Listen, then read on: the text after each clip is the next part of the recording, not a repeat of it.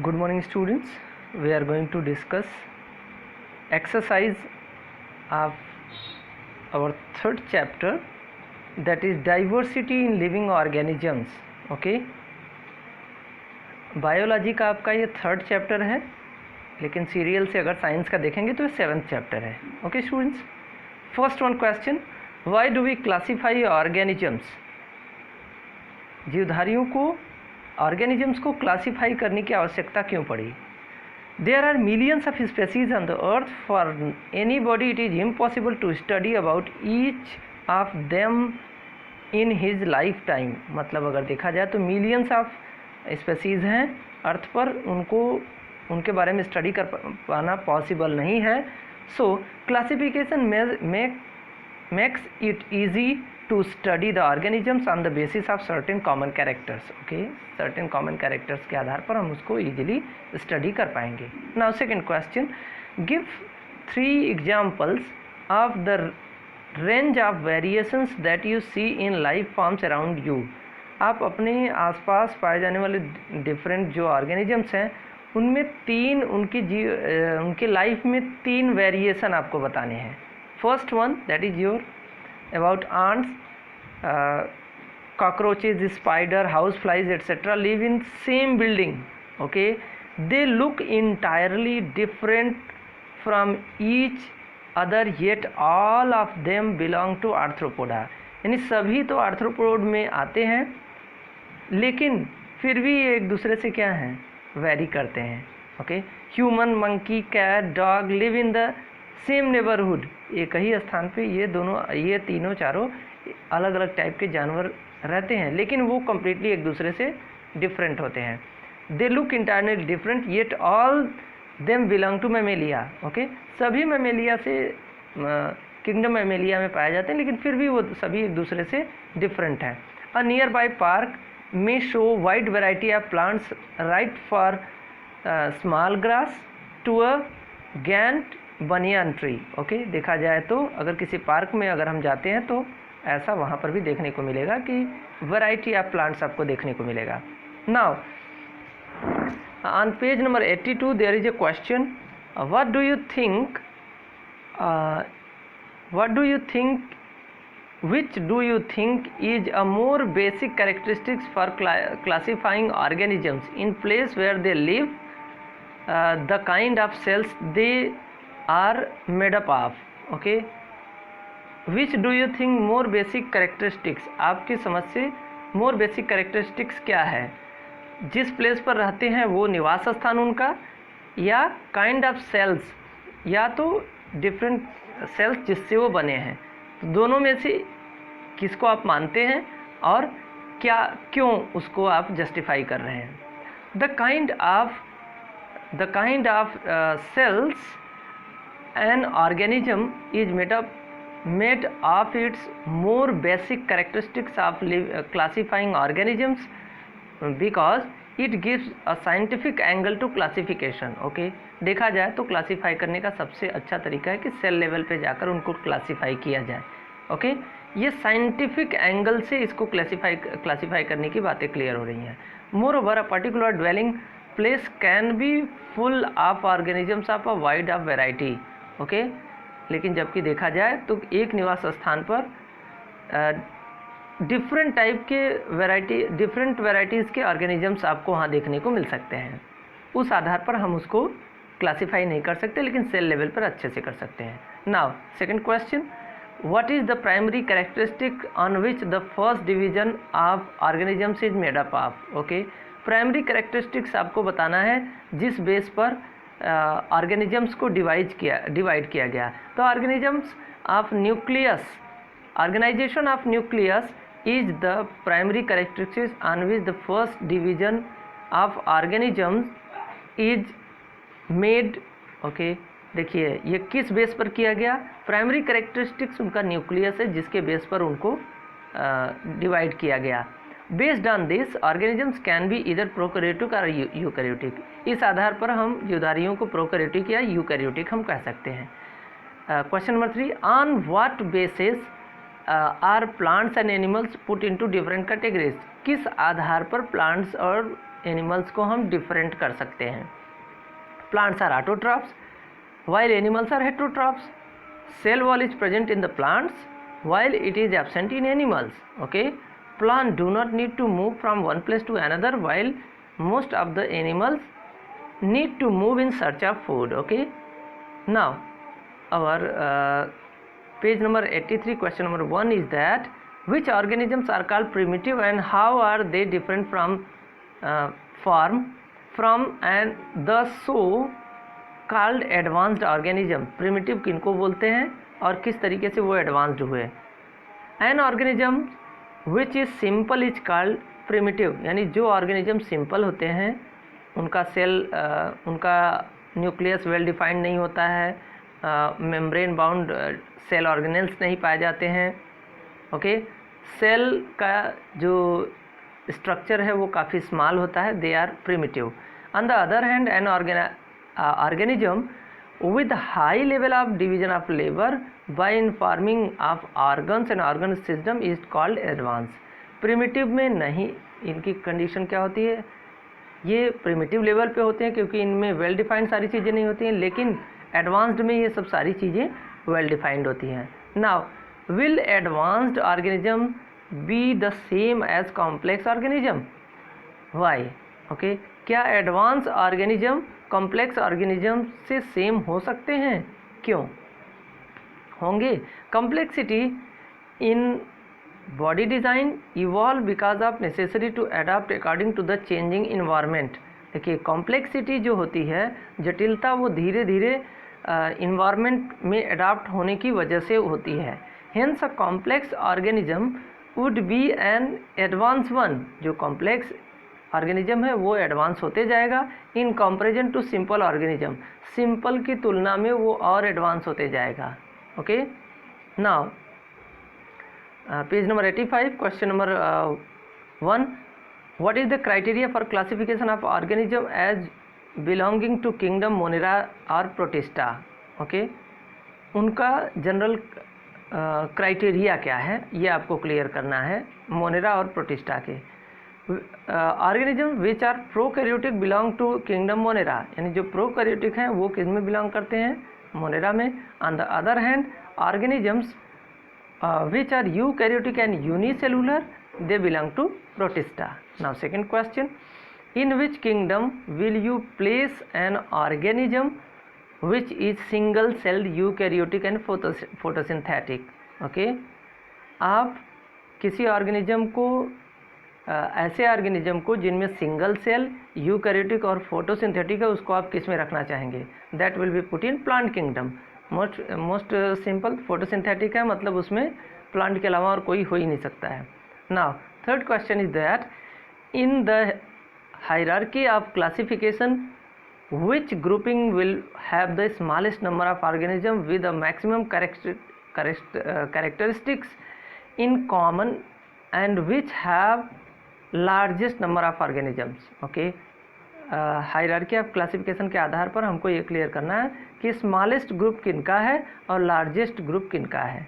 Species will have the smallest number of organism with number of characteristics is common in common. On the contrary, kingdom will have the largest number of organisms. Okay, इस तरीके से हम कह सकते हैं species will have the smallest number of organisms with a maximum character in common. Okay, यानी ऐसी species जिनमें सबसे अधिक मात्रा में ऑर्गेनिजम्स अवेलेबल होंगे उनमें कॉमन कैरेक्टर्स अधिक से अधिक पाए जाएंगे, और ठीक उसी तरीके से जिनमें संख्या कम होगी उनमें on the contrary kingdom will have the largest number of organism, और इस तरीके से उनमें संख्या सबसे अधिक होगी. मतलब कहने का टोटल यही हुआ कि जब सबसे अधिक ऑर्गेनिज्म होंगे तो सिमिलैरिटी अधिक पाई जाएगी, और अधिक सिमिलैरिटी के कारण अधिक से अधिक नंबर ऑफ ऑर्गेनिजम्स होंगे, और वो जो पर्टिकुलर जो ग्रुप होगा वो लार्जेस्ट होगा. Now about page number 88. Which division among plants has the simplest organism? Simplest organism plant group में सबसे simplest कौन सा पाया जाता है? That is your Thallophyta. How are pteridophytes different from phanerogames? Okay, phanerogames से pteridophyte कैसे different हैं? In pteridophyte the reproductive organs are hidden and they do not produce seed. Okay, pteridophyte क्या होते हैं? इनमें reproductive organ hidden होते हैं और ये सीड प्रोड्यूस नहीं करते हैं, जबकि फेनेरोगेम्स में क्या होता है? The reproductive organs are conscious and they produce seed. Okay, इनमें रिप्रोडक्टिव ऑर्गन्स देखे जाते हैं और ये सीड का फॉर्मेशन भी करते हैं. How do gymnosperm and angiosperm differ from each other? Okay, gymnosperm और एंजियोस्पर्म में कॉमनली क्या अंतर होता है? Seeds are naked in gymnosperm while covered in angiosperm. Gymnosperm do not bear flower while angiosperm bear flowers. Okay, now page number your 94. How do porifera animal differ from coelenterata? porifera coelenterata से कैसे different होते हैं? In porifera body has numerous pores which are absent in coelenterates. Okay, इसमें इनकी body में कई pores पाए जाते हैं और ये क्या होते हैं, जबकि सिलेंट्रेट में ये नहीं पाए जाते हैं. Body has a cavity coelenterate while it is absent in Porifera. Coelenterates में बॉडी के अंदर कैविटी पाई जाती है, जबकि पोरीफेरा में नहीं पाया जाता है.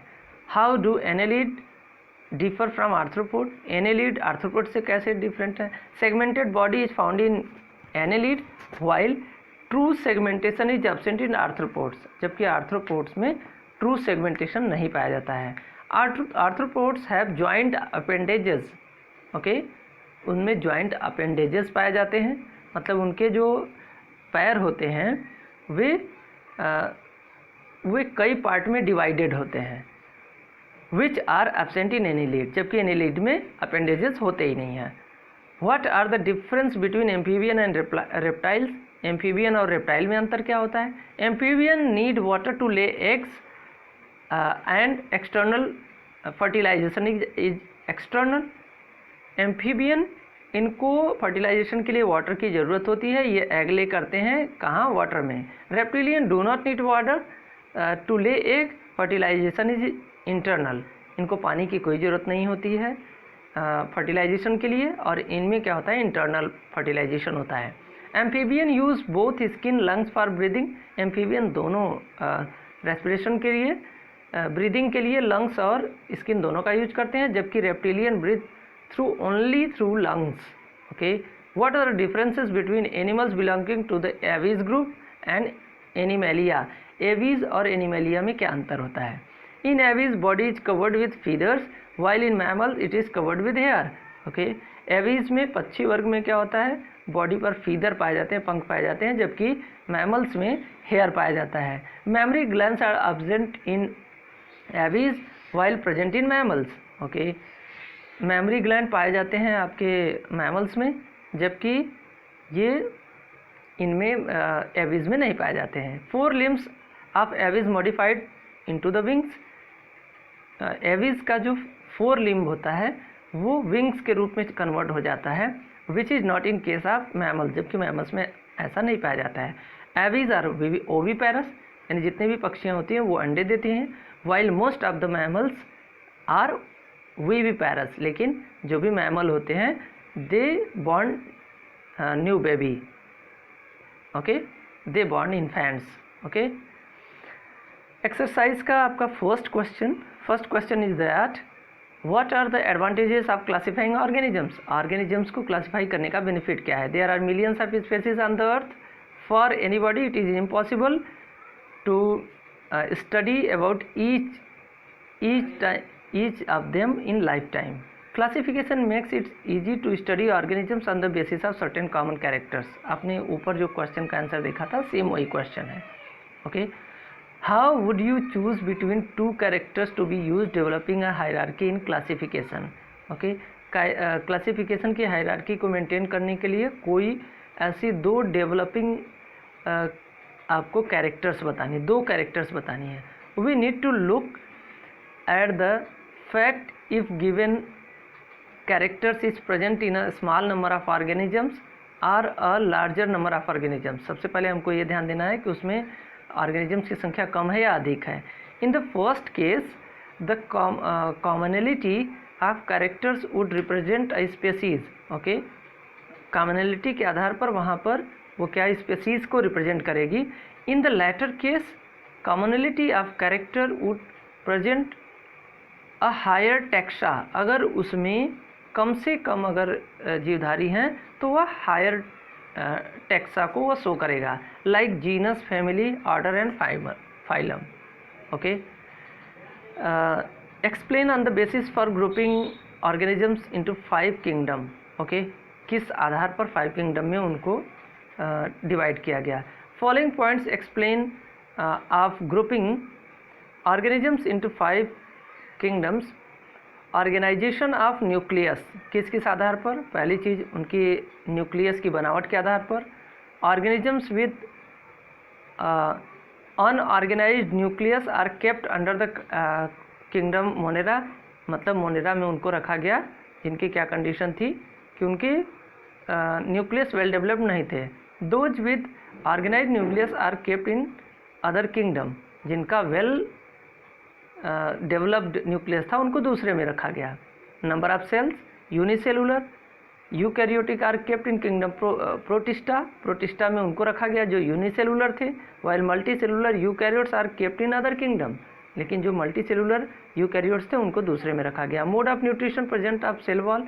Mode of nutrition heterotrophic mode of nutrition in which cell wall is present are taken under the kingdom fungi.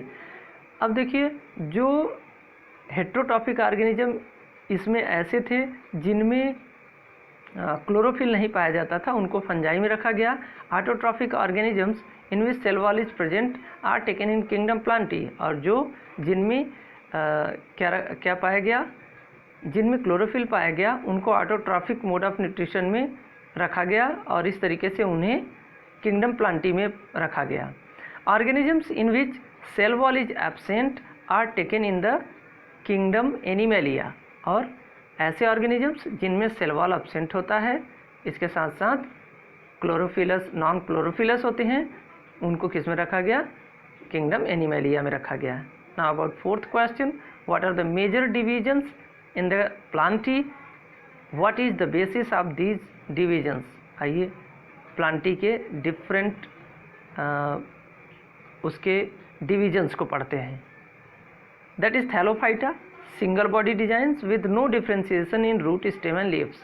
पहली बात क्या थे, पहला क्या था, वो था थैलोफाइटा, जिसमें बॉडी डिजाइन उनका रूट, स्टेम और लीव्स में ये कम्प्लीटली डिफ्रेंशिएटेड नहीं था.